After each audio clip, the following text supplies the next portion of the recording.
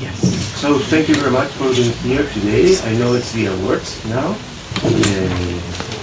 but I'm pretty happy that we have a full room. My name is Gabriel Vigliensoni, and what I would like to share with you today is not a musical work per se, it's a musical approach. It's a way of playing with latent audio models. If technology stay with us, we are going to have a kind of we can go and we can do this together. So the first half of the presentation will be somehow myself playing with interacting with a latent audio model, and the second half I'm going to explain how this is somehow enacted.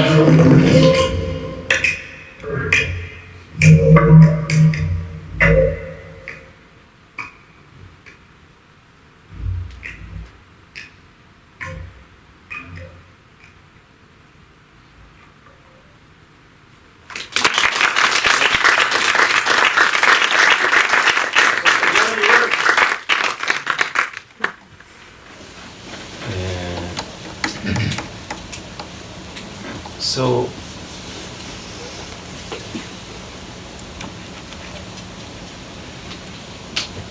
this project is called Waving Memory Matter. The idea is that we are somehow learning how to steer latent audio model. We don't know yet how to navigate a latent audio model because we don't know the dimensions. So we don't know what we're actually controlling. So this is a way of somehow making sense of how can we navigate this space in a given moment. Yes. So the question is, how can we navigate? How can we control? How can we stay there? How can we be in control of how we interact with the systems? How to perform real-time interaction with latent audio models? So how can we set this up on stage? And from my perspective, the main point is how to provide long-term coherence. So with these latest audio models like rave, and jukebox and music elements, so on and so forth, we are pretty good at short-term coherence. So we are synthesizing sound that makes sense, actually. It sounds like something that we recognize. But the long-term coherence, kind of the overall sound and musical structure, is where I think we can be in control so that we can provide a certain phrasing and motives and coherence. So this is a way of working on that. And that's pretty important for linear media and sound and music. And this, from my point of view, is still missing in state-of-the-art generative systems. So the long-term coherence. We can interact with the latest musical elements, so on and so forth, text to sound, text to music, but they are not very good at making something long. So I tried many of these systems in 2020, 2021, and Jukebox by OpenAI, DDSP, Rave, and the NLT object, and this task of timbre transfer and latent manipulation, which is what I was actually doing in this brief demo performance. So timbre transfer is the idea that you have a piece of audio, you send it through the model and you decode something different. So the timbre is somehow being changed and transferred. And latent manipulation is, once you are in that point, you can move along the different dimensions where you want. And I've been training many different models of different characteristics. Some of these are acoustic harmonic music, acoustic percussive music, electroharmonic, electropercussive, with small data sets, but it's still lots of data for us. Let's say 40 hours, 30 hours of sound and music. Aventuras Sonoras is a data set of poetry read by friends. So that's the vocal element on some of the models. I train another model in all of my music just because I know that data set by heart. So I know exactly if the model is actually being generated something new or not. So that's important, that's a gift for me. Water Lab, it's a model trained on just recording on waves, splashing rocks, and everything related to water. And the latest one is I'm playing with the sound archive at the Museum of Memory and Human Rights in Santiago de Chile, which 62 hours of recordings. And these recordings are pretty interesting because you can think of them, you can split them into mainly 3 different categories. So the first one, it's about historical recordings, about memory and the coup d'etat in Chile 50 years ago.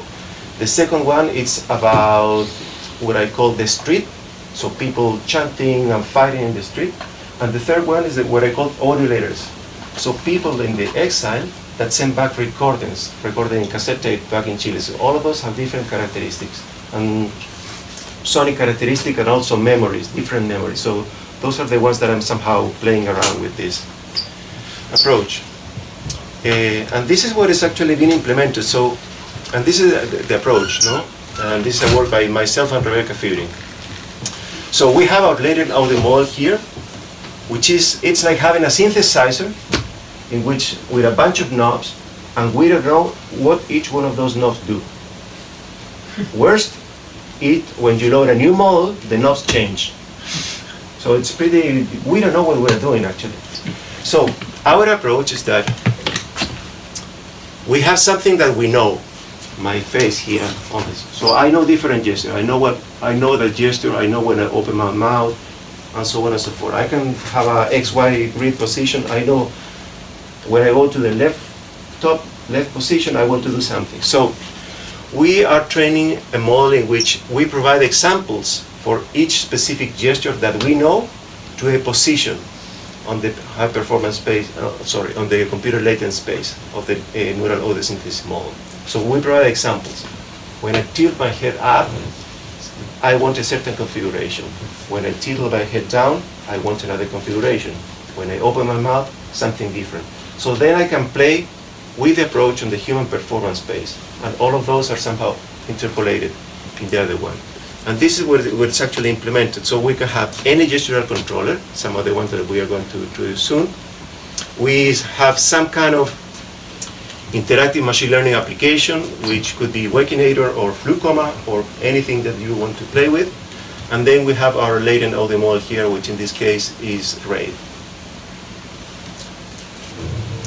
And this is what I would like to showcase. So this is an example. See? We don't have this. And no sound. I don't have any sound. Oh, it's in the Fireplace. Wait. Yeah? Because you are connected. I don't know why. But yeah. Stereo headphones? As you want. Yeah.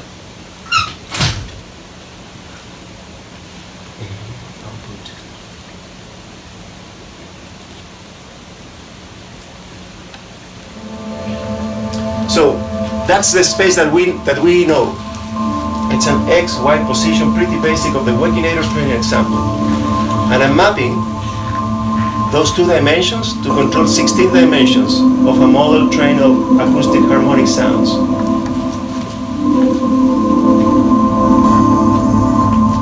So to me, as a human, it's pretty easy to play with an XY position. I know I'm playing, I know how to play with a plane.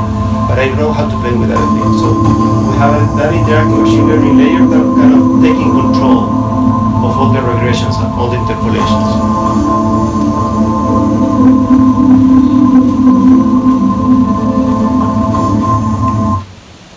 This is somehow similar with an explanation. This is not using Webinator, this is using Flucoma by IRCAM Forum and others.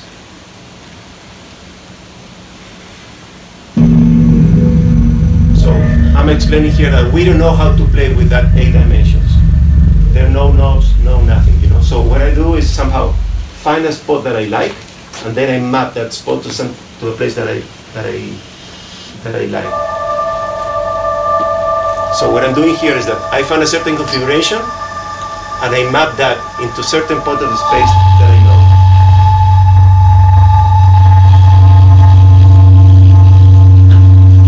That's cool.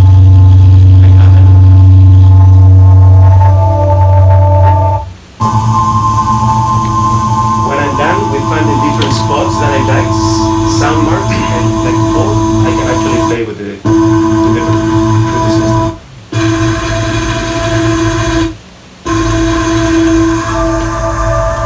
For example, now I can interpolate among all the sound marks that I created.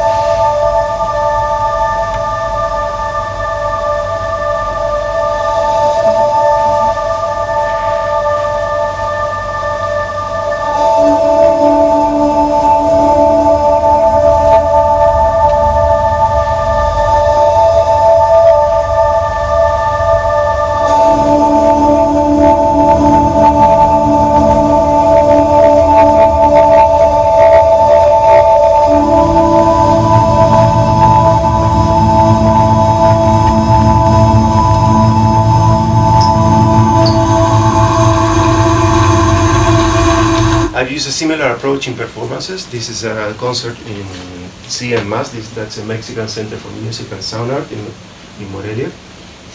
So here I'm using that same XY grid, but on stage with a XY grid controller to play a voice model. Percussions are different from the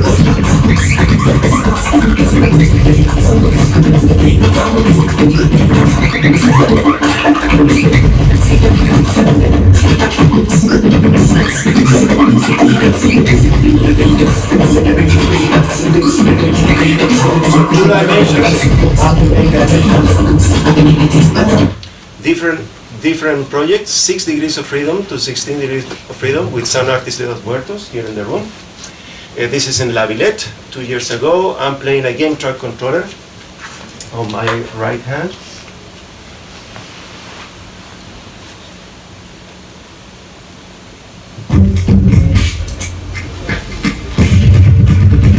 So I have positions, certain configuration of the neural object synthesis.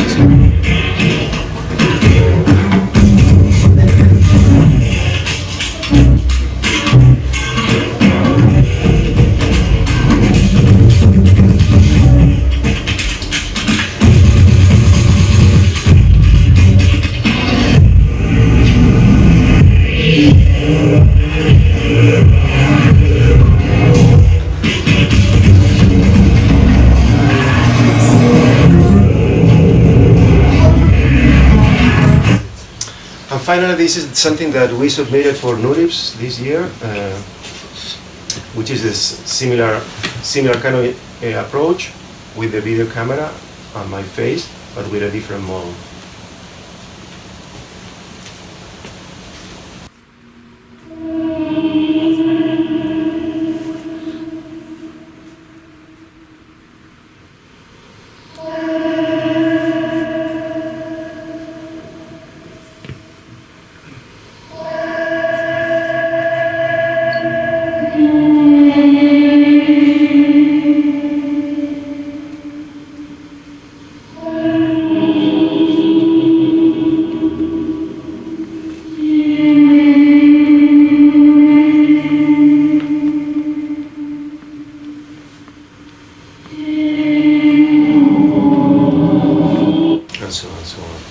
So there are many, after playing around with this approach, there are many unknowns. So for example, for training, how much training data do we need? In your group, excellent presentation, you had 6 hours. I have 20. I don't know if this is good or bad, you know, if it's enough or if it's too few points. We don't know. We have to try these things. But it's pretty expensive and we need lots of effort to do this. So how much consistency and variability in the data? When I train on 4 hours of waves splashing on rocks, do I actually need that? Because the model is actually learning one very specific thing. I just get water splashing with dirt. I don't know. There's a trade-off between being consistent, so you provide voices, and variability, so different kind of voices. And we don't know when to stop training either, so we have to try things. And in terms of performance, which I think is pretty interesting, is how can we explore a high-dimensional latent phase? I have 8, no, but we can have 32 or 64. That's pretty hard to somehow embody meaningfully. So I think this approach is good. How to explore an unlabeled latent space? A synthesizer or a control like this without any label, which changes all the time. And the tricky thing is how to explore something that changes all the time. But some of the insights I think that I can share is exploration generates knowledge, in the sense that even by exploring a mode that we don't know what it is, that exploration generates something meaningful that we can revisit later on. Work with a well-known data set, for example, your own music or something pretty basic. Like I've been trying, learning a model with just sweeps, so that I can understand what's actually being learned by the model. This interactive machine learning approach to interact with a high-dimensional space is useful because you can pretty easily relate our own human space to the latent space learned by the machine. And I think interactive machine learning actually enables us to introduce this long-term coherence. We can create phrases, we can create motives, and we can revisit them, which I think is pretty important for music. That's it. Thanks.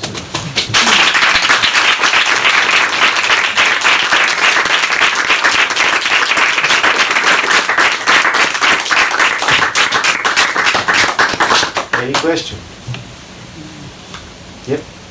Is the aim of this to make something more expressive, or do you have another kind of vision with the technology that you're using? I think this neural audio synthesis system somehow should allow us to get different sounds, a new way of making sound and music. But we don't know how to interact with them, with these systems, because of the high dimensionality. So this is a way for me, it's the approach I am developing to somehow interact with these systems. I don't know if it's successful yet, but I'm sharing with you some of the insights that I've been somehow obtaining from this. But it actually enables me to somehow create phrases and motives, being on a stage and perform with those, so I think it's actually useful. That's how I see it. Amazing. Yeah. Yep. Sorry. Ladies first. How long could you perform with the current system? For how long? Yes, maximum. I mean. Since 2021. Exploring this. And after that, you have like a headache comes, or you mean yes. for the camera? Yeah. For the camera? Yeah, No, for the camera, this is since the NURIP submission, so it's a few months, 6 months or something like that. Okay. No. But with the interactive machine learning approach, yeah, for 2 years. But with the video camera, I've been trained lately only. So, no. With your different tries with different controllers, like the face, your hands, or... So far, the one that I like the most is the face one. And for some reason, it enables me to feel that I'm being, I don't know, I think that I can embody more the music with my face that by doing this gesture on a cow's back, you know. And do you think you develop? Do you sense you develop muscle memory, like playing an instrument is? Yes. Learning an instrument is developing muscle memory. Absolutely. So much more with the face Yeah. than with a controller like this or like this. Okay. There is something, this sense of proprioception, you know, how we know and how we Yeah, how we because use our first body, perspective. which I think we have very good memory for that. Yeah. Any other question? Are you doing the face tracking with the Macs or some other? Yeah, this is I'm using the Google's MediaPipe face mesh, so face landmark detection, and I have a Node for Max patch for running that model. So you get 1,476 different points from that. And you're mapping all of those points to control your model. And just that's made by Google? That's a Google MediaPipe. Okay. They have a bunch of different models for different things. I see. Pretty fast and very well implemented. Yep. I'm curious about the hand device. In the video where you're playing outside, there was like this red. I couldn't quite see like this. That's red a game streak. track. Was it like really like the red? Was that real? Like, or was it? Yeah, it's a tethered game controller. So you have X, Y, and Z also. So it's three-dimensional, pretty basic, but still you have three. It's for golf. Oh, really? So it's like a light that tracks you? No, it's a tether. It's a line. It's kind of a plastic line. Oh, so you attach it to your hand? Yeah, exactly. Oh, interesting. Yeah. What's it called? A game track. Yeah. Do you feel like it's like an extension of your arm when you play with the Yeah. You feel. in your memory? You feel. I mean, you should try, but I think that you may feel that you are somehow exploring a 3D space. Yeah, However, there's no sense of, yeah. no point of reference, so it's somehow not that easy as it looks. With your face, it's kind of, I'm here, you know. It's more easy for me to speak in it. And for memory, would you like to elaborate a bit more about like how to build this concept in your book? Yeah, I haven't talked about the idea of memory. So, for the data set of the Museum of Memory and Human Rights, my take on that is that when we train neural order synthesis models, the sound turns into matter. No? The sound is the matter. But all the context and the memories are lost. The sound is just a chunk of samples. So this idea of waving memory matter is that by adding this layer of control and stability, my idea, my dream would be that I can re-add some of the memories that are lost in the process of turning sound into matter. I'm not relying on the machine to somehow re-embed the memories. I'm relying on us humans to re-embed those. That's the overall goal. Yeah. Do you interact with the memory after it's created? Like for example, the memory is another dimension, and when you interact with what is already created in the past, it's on the dimension of time. Like right now, it's more active. We're controlling it. Yeah, when I'm saying memory is that all the context of the sounds that we use to train these models. If we use just pre-trained models, we don't know anything about the context of things. When we train on our own data, we have more agency on the data, on the model, and also we know something about the sounds we use. So you know exactly the 6 hours that you spend kind of recording the sounds. There are some memories and feelings embedded in that, and that's pretty useful and valuable, I think. It's probably a pretty simple question about the model itself. How do you deal with temporality and rhythm and timing? We've seen some examples that had kind of like a pulse, like a steady rhythm to it. I'm a rhythmic person. I like rhythm. So I'm usually all the time trying to somehow chasing that. I cannot stand kind of a drone. I mean, I can't stand it, but I mean. So how is this controlled? Are you meta-controlling rhythmical sequences, or are you actually producing the Remember rhythm? that in Rave, two main tasks. No, one is latent manipulation, and the other one is temper transfer. So if you drive the mold with something rhythmic, you will decode something rhythmic. So in a sense, the audio is my score. Think about that. The audio is my score. But this was now like control data and not audio that you fed, no? I was feeding the mold with some rhythmic pattern, so that we got something rhythmic going on, and then from that decoding, I was manipulating that in high-dimensional space. Okay. And I have a second question that relates somehow. Is it possible to train the model in real time, or do you have to previously do that? You know, like when you make a Markov chain or something, you can you can do it. I can stop the mold, I can re-add a few points, then I can continue playing, then I can delete, and then you can re-add more points, and so on and so forth. I mean the content that makes the model, like your sound data. Okay, there are three molds here. One is the mold for the face, the other one is the rave audio mold, and the other one is another mold for bridging these two. This one is the interactive machine learning mold, and this one we can do it pretty rapidly. Not the audio model. The audio model, no, that's right. So you have to train those with a GPU, a week beforehand. A week of training per mold, more or less. I don't know about you, but that was my time, a week. So lots of power. Exactly. I mean, you could have a concept of 1 week where you are training, and I think it would be a different estimate. Yeah, that's a 1 week delay.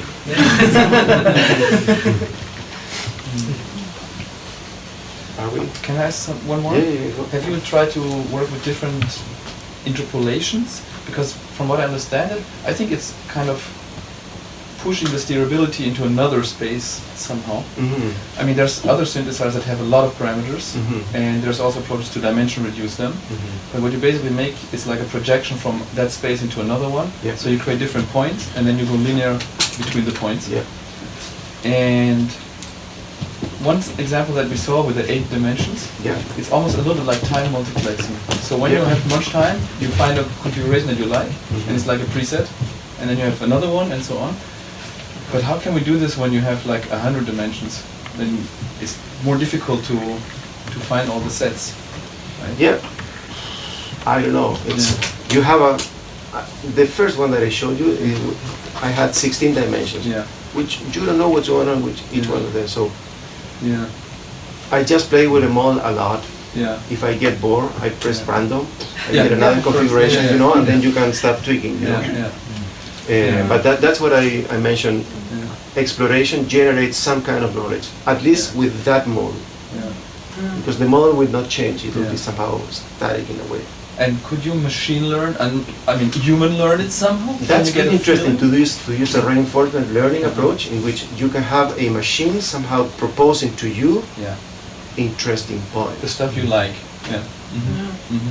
That's something that could be implemented. Transformative. So if it's something that you like, you said thumbs up. If you don't like it, thumbs up. Okay.